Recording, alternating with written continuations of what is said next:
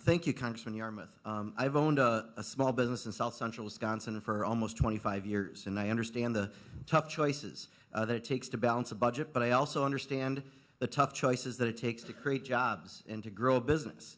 And I have to say, you're not making tough choices when you produce a budget that hurts middle-class families, that slashes funding for programs for the neediest citizens, and that keeps in place the dangerous sequester cuts that will harm our economy.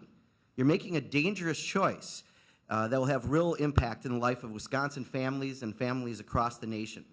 Just yesterday, the Economic Policy Institute found that the GOP budget plan released today will result in 2 million fewer American jobs next year alone and stall our nation's economic recovery. And that's on top of the sequester cuts in jobs that we're going to see this year.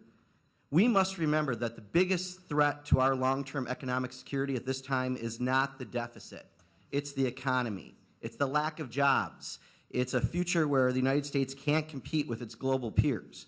Unfortunately, I'm afraid this budget would only bring us closer to that scenario. Chairman Ryan and I share Rock County in Wisconsin between our two districts, and Rock County has one of the highest unemployment rates in our state. This is a blue-collar county where people are proud of the work they do and they want to be working, but they're struggling. 4 years ago, the GM plant in town closed and 2,000 employees lost their jobs. Just recently, a company with a factory that employed 50 people in the county announced they were shutting down. We don't help Rock County or America when we keep tax incentives for companies to ship jobs overseas instead of incentivizing companies to hire in Wisconsin and America. We don't help Rock County or America when we cut programs and raise taxes on the middle class so we can lower the tax rates for the top earners in this country. Yet that seems to be what we received in the budget that's on our desk today.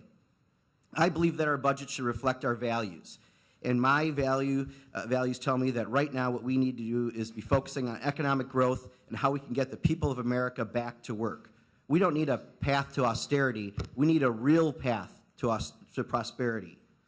When we invest in areas such as infrastructure and education, research and development, and small business loans, we can increase our competitiveness globally, and we support our small business owners and create jobs. I want to work with all my colleagues on the Budget Committee on a balanced budget that focuses on job growth and can responsibly reduce the deficit.